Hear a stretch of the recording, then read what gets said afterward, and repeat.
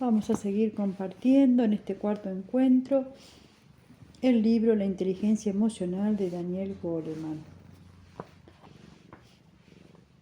Página 81, Anatomía de la ira. Pongamos por caso que alguien de otro coche se acerca peligrosamente a usted, que viaja en una autopista.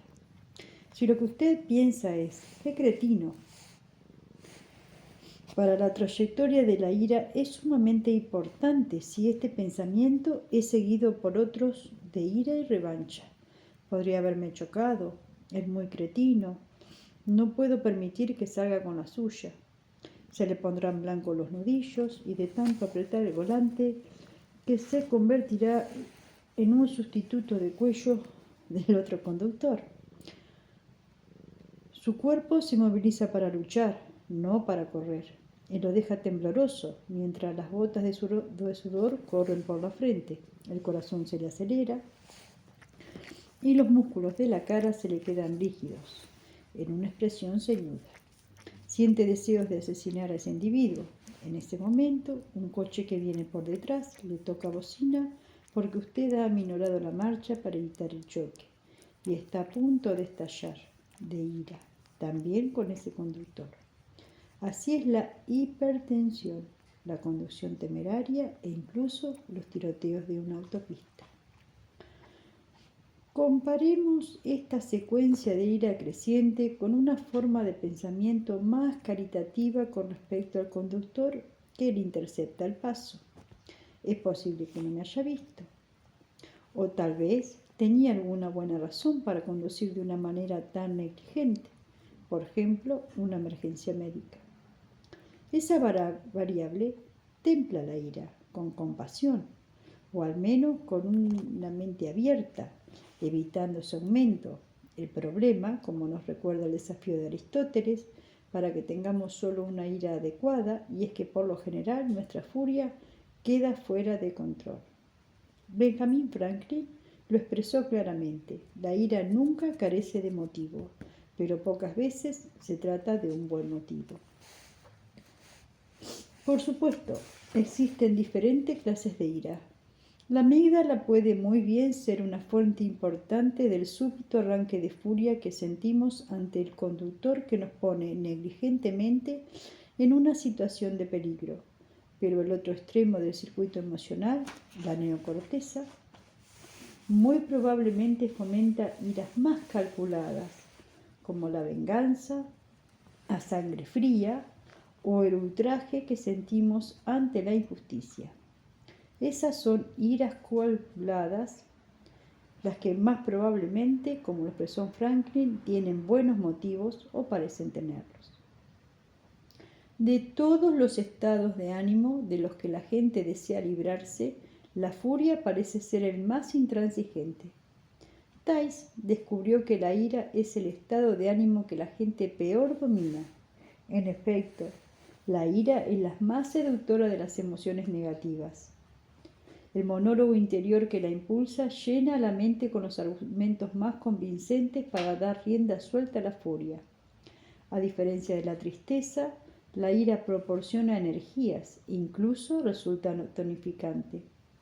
El poder seductor y persuasivo de la ira puede explicarse por sí mismo por qué algunos puntos de vista acerca de la misma son tan comunes, que la ira es incontrolable o que en cualquier caso no debería controlarse, y que dar rienda suelta a la misma es una catarsis. Esa es aún mejor. Un punto de vista opuesto, tal vez una reacción contraria a la sombría imagen de estos otros dos, sostiene que la ira puede evitarse completamente. Pero una lectura cuidadosa de los descubrimientos de la investigación sugiere que todas estas actitudes comunes hacia la ira son equivocadas, cuando no son absolutos mitos. La sucesión de pensamientos aireados que agudizan la ira también son potencialmente la clave de una de las más poderosas formas de distenderla. Separar las convicciones que alimentan la ira en primer lugar. Cuanto más tiempo reflexionemos sobre lo que nos ha enfurecido, más buenas razones y autojustificaciones podemos inventar para estar furiosos. Rumiar una y otra vez el mismo problema alimenta la llama de la ira. Pero al ver las cosas de una manera diferente, Tai descubrió que haber elaborado una situación de una manera más positiva era una de las formas más poderosas de dejar de lado la ira. El ataque de furia, página 82. Esta conclusión concuerda con la del psicólogo Dolph Silman de la Universidad de Alabama, que en una larga serie de cuidadosos experimentos ha tomado una medida exacta de la ira y de la anatomía de la ira. Dadas las raíces de la ira en el aspecto de la reacción de ataque o fuga, no es sorprendente que Silman descubra que un disparador universal de la ira es la sensación de encontrarse en peligro. El peligro puede estar signado no solo por una amenaza física absoluta, sino también, como ocurre con mayor frecuencia, por una amenaza simbólica a la autoestima o a la dignidad, ser tratado de forma injusta o ruda, ser insultado o menospreciado, quedar frustrado en la búsqueda de un objetivo importante. Estas percepciones actúan como un gatillo instigador de una oleada límbica que tiene un efecto real sobre el cerebro. Una parte de esta oleada es la liberación de catecolaminas, que generan un rápido e intermitente ataque de energía, suficiente para dar un curso de acción vigorosa, como lo expresa Silman, como el ataque o la fuga. Este aumento de energía dura unos minutos, en los cuales el cuerpo se prepara para un buen ataque o una buena rápida fuga, según como el cerebro emocional lo evalúe. Entretanto, otra ola impulsada por la amígdala a través de la rama adrenocortical del sistema nervioso crea un fondo tónico general de disposición para la acción, que dura mucho más que el aumento de la energía de las catecolaminas. Este estímulo adrenal y cortical generalizado puede durar horas e incluso días, manteniendo el cerebro emocional en una disposición especial para la excitación y convirtiéndose en un fundamento sobre el cual se construyen las reacciones subsiguientes con especial rapidez. En general, esta especie de gatillo creado por la excitación adrenocortical explica por qué las personas son mucho más propensas a la ira si ya han sido provocadas o ligeramente irritadas por alguna otra cosa. Las tensiones diversas crean una excitación adrenocortical, disminuyendo el umbral que provoca la ira. Así, alguien que ha tenido un día difícil en el trabajo será especialmente vulnerable a sentirse furioso más tarde en su casa por algo. Por ejemplo, que los chicos se muestran revoltosos o ruidosos, que bajo otras circunstancias no sería lo suficientemente poderoso para provocar un asalto emocional.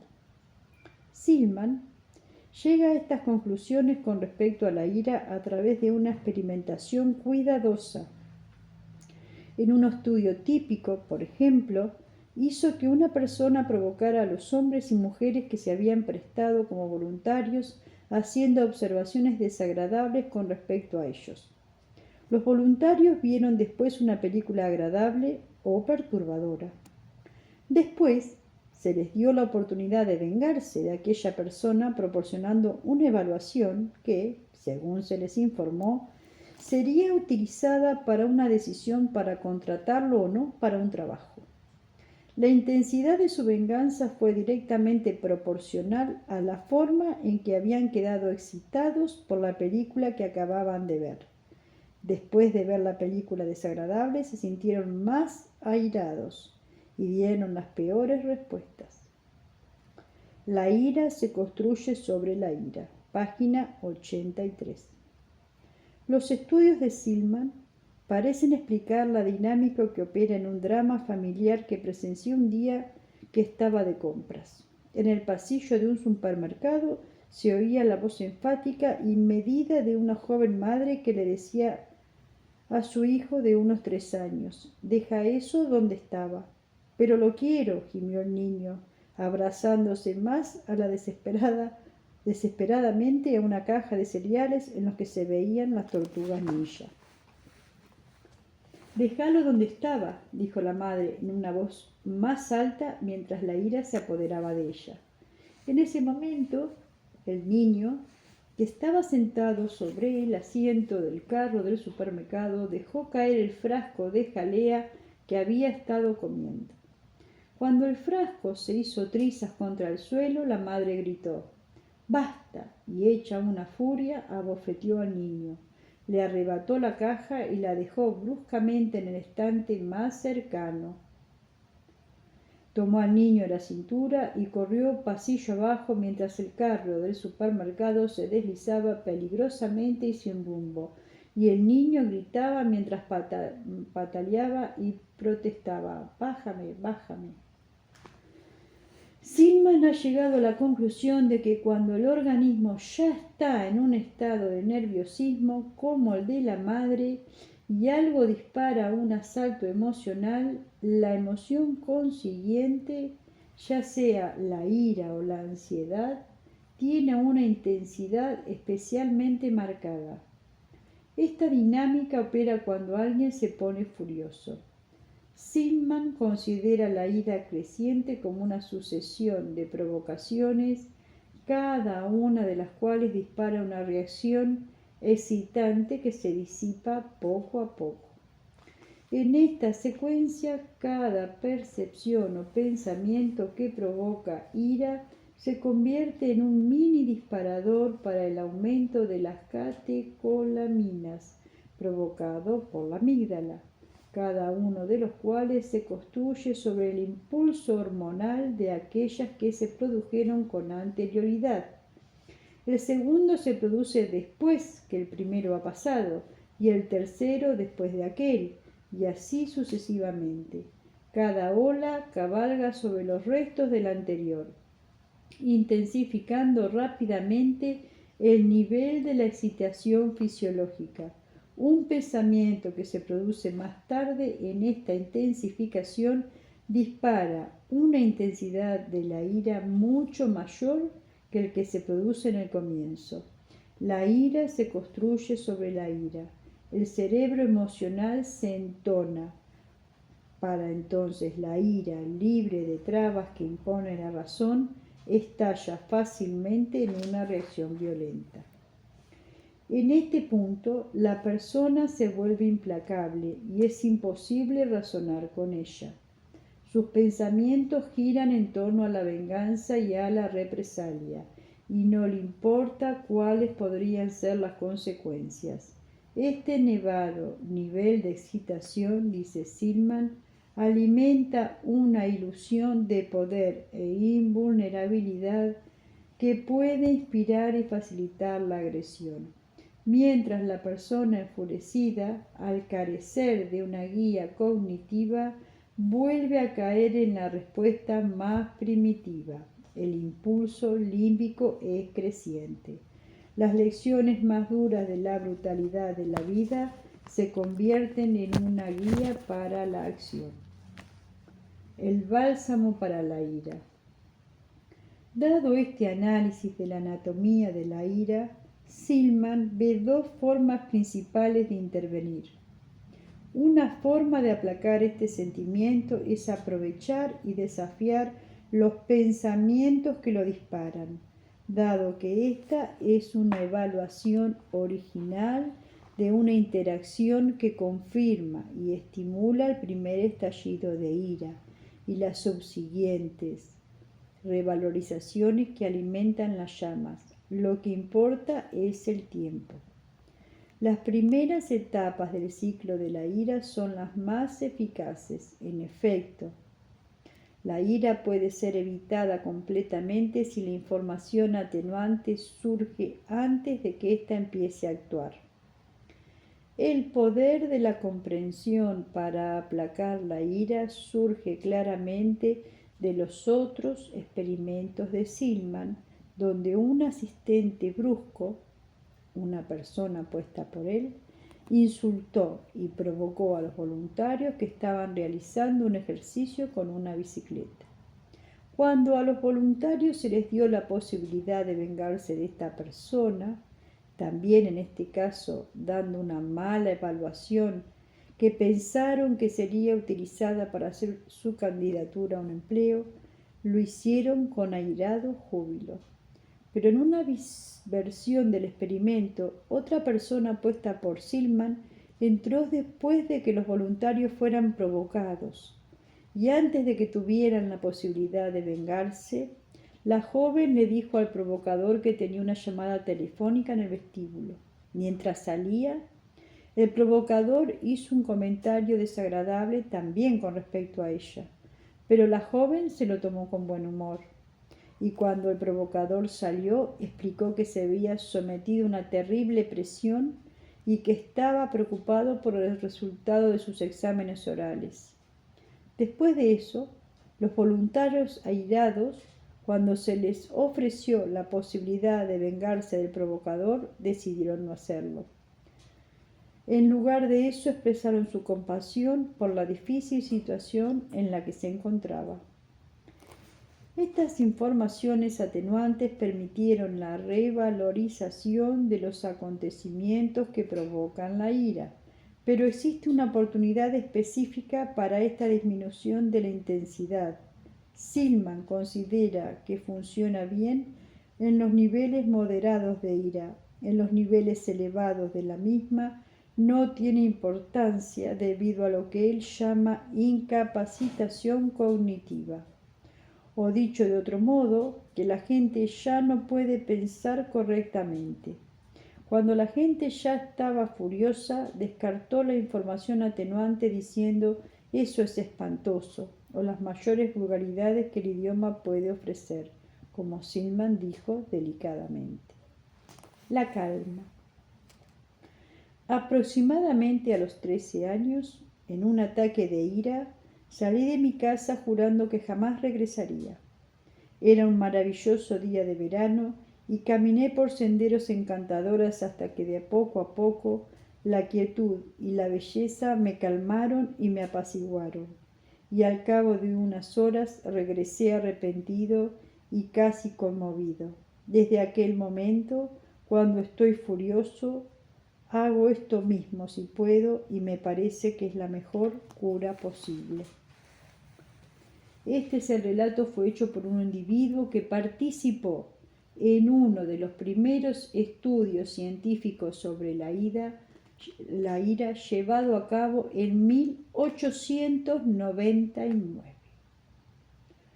Aún sirve como modelo de la segunda forma de disminuir la intensidad de la ira, enfriarse fisiológicamente, esperando que pase el aumento adrenalínico en un marco en el que no es probable que haya más disparadores de la ira. Durante una discusión, por ejemplo, eso significa librarse momentáneamente de la otra persona. Durante la etapa de reflexión, la persona airada debe poner freno al ciclo del pensamiento hostil intensificado buscando alguna distracción. La distracción, según considera Silman, es un poderoso recurso para alterar el humor. Por una razón sencilla, resulta difícil seguir furioso cuando estamos pasando un momento agradable. El truco, por supuesto, consiste en lograr que la ira se enfríe hasta el punto en que uno pueda disfrutar realmente del momento agradable. El análisis que hace Silman de las formas en que la ira aumenta y disminuye explica muchos de los descubrimientos de Dianne Tice acerca de las estrategias que la gente comúnmente dice usar para aliviar la ira. Una estrategia bastante eficaz consiste en quedarnos a solas mientras nos calmamos. Una elevada proporción de hombres traduce esto como un paseo en coche, lo cual proporciona una pausa mientras se realiza el mismo. Y como me dijo Tice, la obligó a conducir de una forma más cautelosa. Tal vez una alternativa más segura es salir a dar un largo paseo a pie. El ejercicio activo también ayuda a aliviar la ira.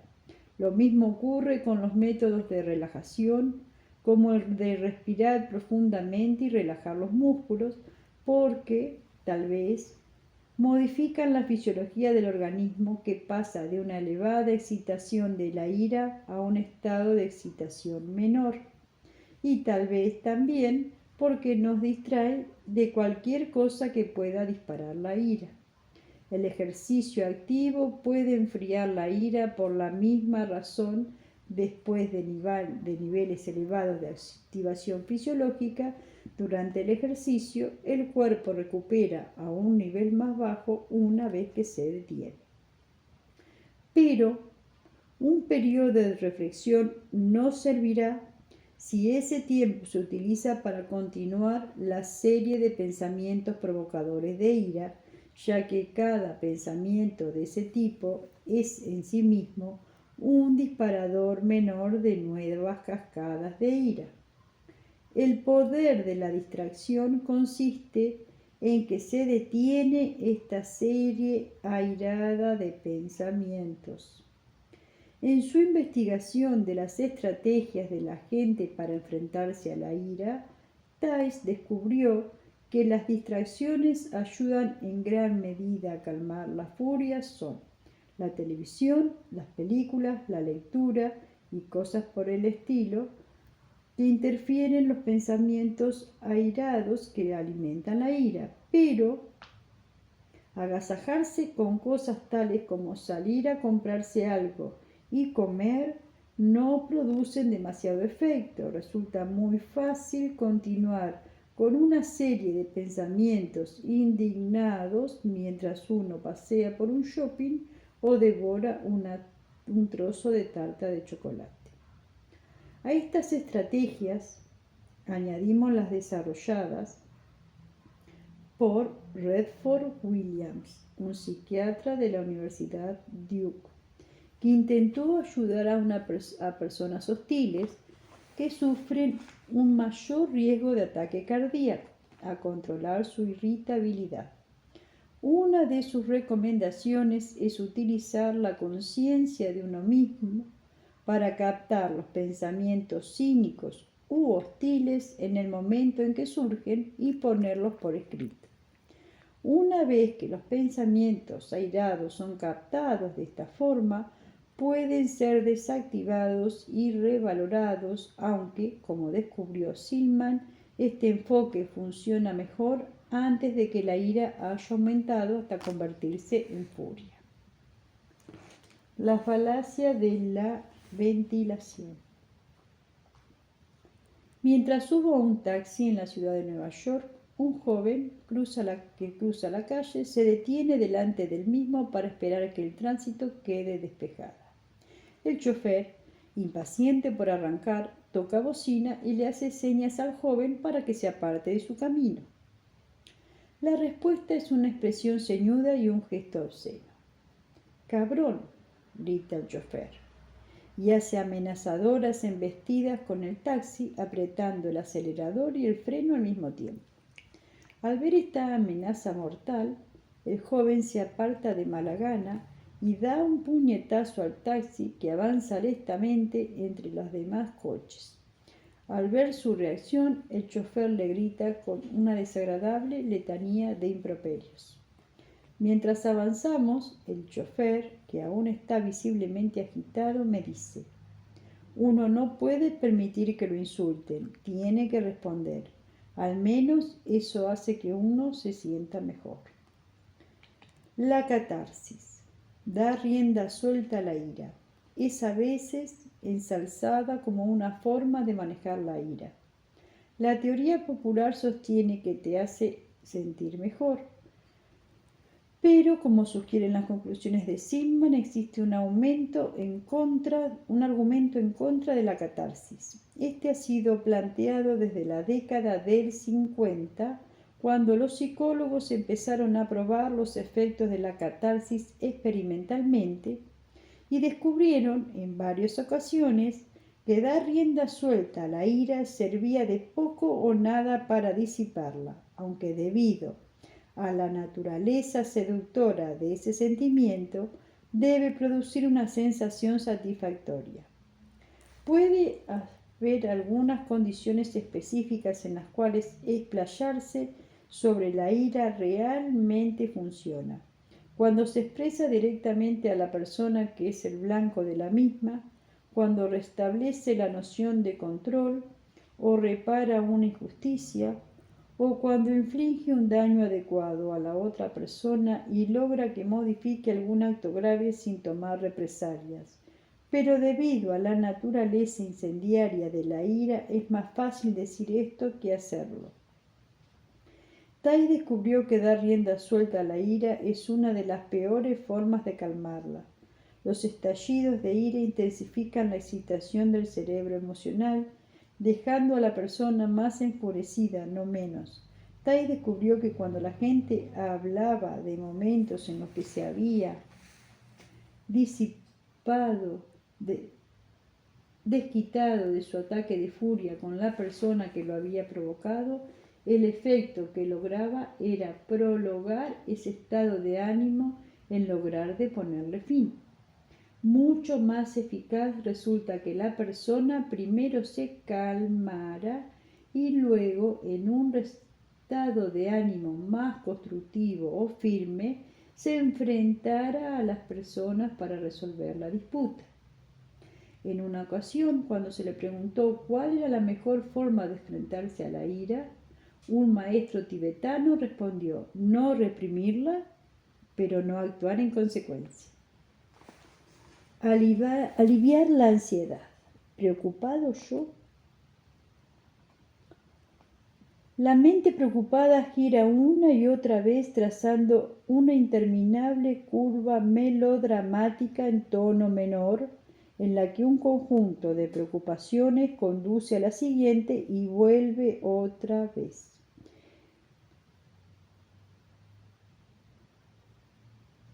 La dificultad surge con las preocupaciones crónicas y repetitivas, el tipo de preocupaciones que vuelve a surgir una y otra vez y nunca lleva a una solución positiva.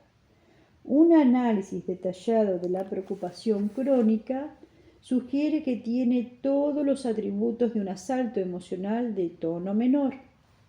Las preocupaciones parecen surgir de la nada, son incontrolables, generan un murmullo de ansiedad, son impermeables a la razón y bloquean a la persona en un único e inflexible punto de vista acerca del tema que le preocupa. Cuando este ciclo de preocupación se intensifica y persiste, se hace más confusa la línea que lo separa de los auténticos asaltos nerviosos, los asaltos de la ansiedad, fobias, obsesiones, compulsiones, ataques de pánico. En cada uno de estos trastornos la preocupación se fija en una forma definida. En el caso de la fobia, la ansiedad se fijan en la situación temida. En el caso de la obsesión, se fijan en evitar alguna calamidad temida. Y en los ataques de pánico, la preocupación se concentra en un temor a la muerte o en la posibilidad de tener un ataque mismo.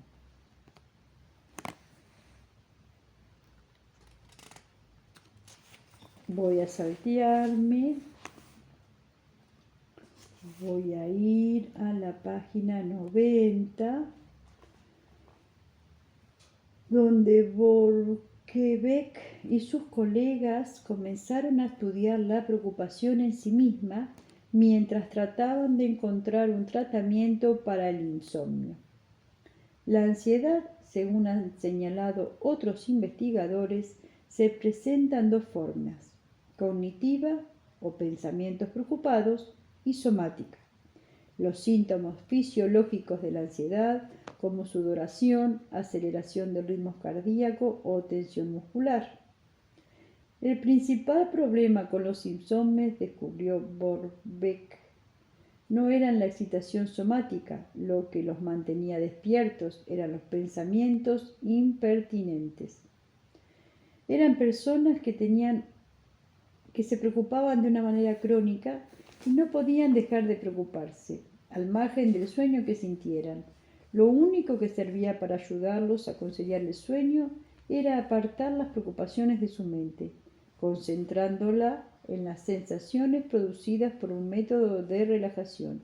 En síntesis, las preocupaciones podían cesar distrayendo su atención. Sin embargo, la mayor parte de las personas que se preocupaban constantemente pueden no dar la impresión de que lo hacen. En opinión de Borkovec, el motivo tiene que ver con una compensación parcial de la preocupación que refuerza en gran medida el hábito. Al parecer, existe algo positivo en las preocupaciones. Estas son formas de enfrentarse a las posibles amenazas y a los peligros que pueden interponerse en el camino de cada uno.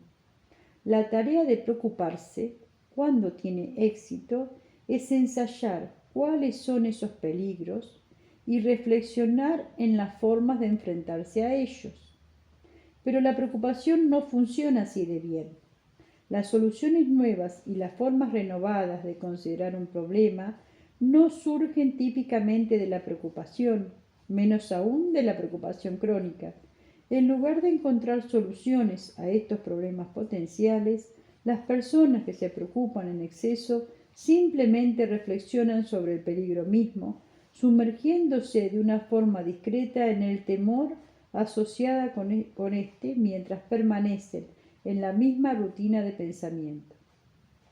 Las personas que se preocupan en exceso y de una manera crónica lo hacen con respecto a una amplia gama de asuntos, la mayoría de los cuales casi no tienen posibilidad de ocurrir.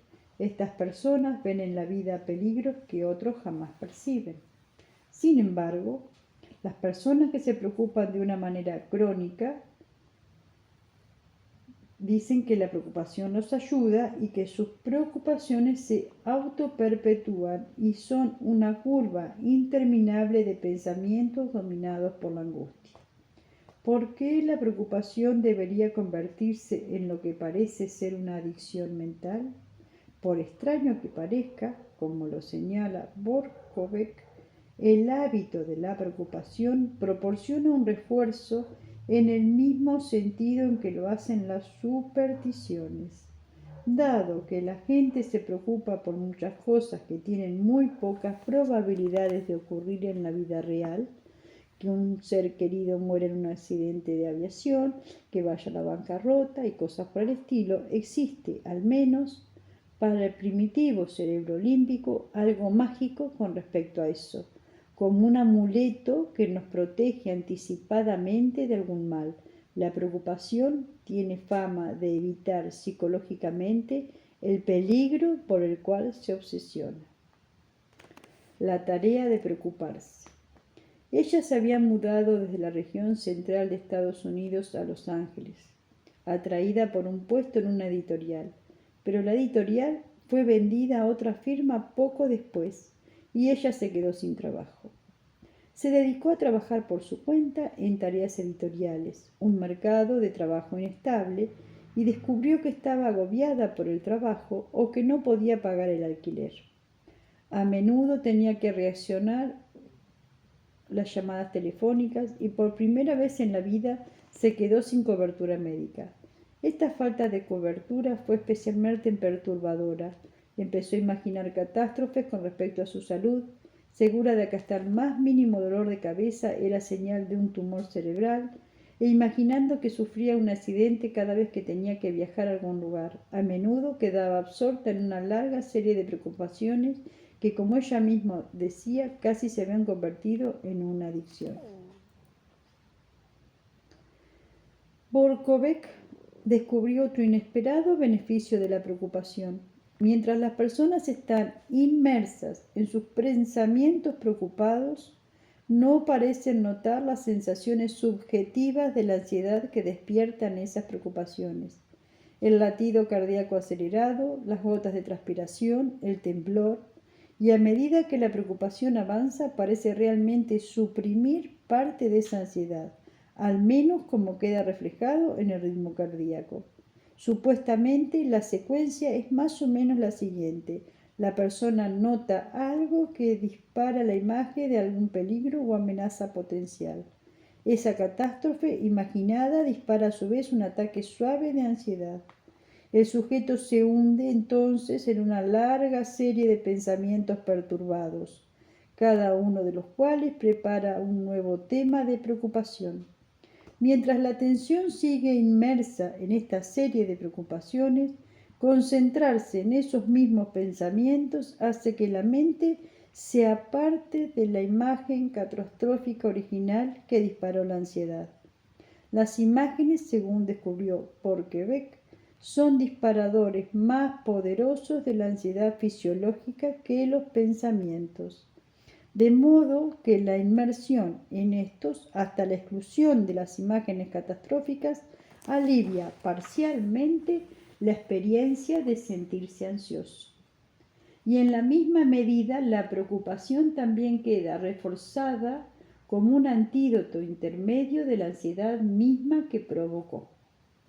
Pero las preocupaciones crónicas también son contraproducentes en el sentido de que adoptan las formas de ideas rígidas y estereotipadas.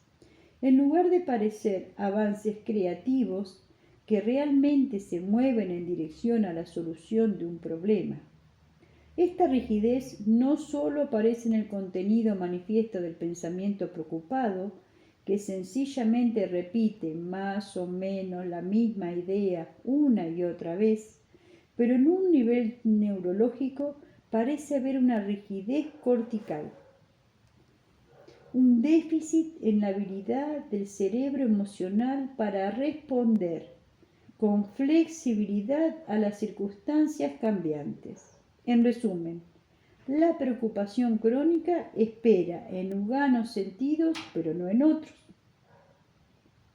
más trascendentes, alivia parte de la ansiedad, aunque nunca resuelve el problema. Lo único que no pueden hacer los individuos que se preocupan constantemente es seguir el consejo que suele dárseles: deja de preocuparte, o peor aún, no sufras, sé feliz. Dado que las preocupaciones crónicas parecen ser episodios de tono menor de la amígdala, son espontáneos y debido a su naturaleza misma persisten una y otra vez desde que surgen en la mente. Pero después de diversos experimentos, Borkovec descubrió algunos pasos sencillos que pueden ayudar incluso a las personas que más se preocupan para que controlen ese hábito. El primer paso es la conciencia de uno mismo, captar los episodios inquietantes lo más pronto posible, idealmente en cuanto la fugaz imagen catastrófica dispara el ciclo de preocupación-ansiedad. Borkovec entrena a las personas en este enfoque, enseñándoles primero a controlar las claves de la ansiedad, sobre todo aprendiendo a identificar situaciones que disparan la preocupación o las imágenes y pensamientos fugaces que inician esa preocupación, así como la sensación de ansiedad que se produce simultáneamente. Con la práctica, la gente puede identificar las preocupaciones cada vez más pronto. También aprende métodos de relajación que puede aplicar en el momento en que se da cuenta de que comienza la preocupación y practicar el método de relajación diariamente pura puede ser capaz de usarlo en el momento cuanto más lo necesita. Sin embargo, el método de relajación por sí solo no es suficiente. La persona que se preocupa de manera constante también necesita desafiar activamente los pensamientos inquietantes. Si esto no ocurre, la espiral de la preocupación vuelve a comenzar. Así, el siguiente paso consiste en adoptar una postura crítica con respecto a las suposiciones. ¿Es muy probable que el acontecimiento temido se produzca? ¿Se trata necesariamente de que solo hay una o ninguna alternativa de permitir que esto ocurra? ¿Existen pasos constructivos que pueden darse? ¿Realmente sirve de algo volver sobre estos mismos pensamientos ansiosos una y otra vez? Esta combinación de conciencia y escepticismo sano supuestamente debería actuar como un freno para la activación nerviosa que subyace en la ansiedad de tono menor. Generar activamente tales pensamientos puede preparar el circuito que inhibe el impulso límbico de la preocupación. Al mismo tiempo, inducir activamente en un estado relajado contrarresta las señales de ansiedad que el cerebro emocional envía a todo el cuerpo. En efecto, señala Borkovec, estas estrategias establecen una línea de actividad mental que resulta incompatible con la preocupación. Cuando se permite que una preocupación se repita una y otra vez sin ser desafiada, aumenta su poder de persuasión. Desafiarla contemplando una gama de puntos de vista igualmente plausibles impide que la única preocupación sea tomada ingenuamente como verdad. Incluso algunas personas cuya preocupación es lo suficientemente seria para recibir un diagnóstico psiquiátrico han sido liberadas de esa forma del hábito de la preocupación. Por otra parte, en el caso de las personas que tienen preocupaciones tan graves que se han convertido en fobias o en trastornos obsesivos compulsivos e incluso en trastornos de pánico, puede resultar prudente, de hecho en una señal de coincidencia de uno mismo, recurrir a la medicación para interrumpir el ciclo. Sin embargo, aún se requiere un nuevo entrenamiento del circuito emocional a través de la terapia con el fin de reducir las posibilidades de que los trastornos de ansiedad se repitan aun cuando se suspenda la medicación. Y así hemos llegado al término del encuentro de hoy.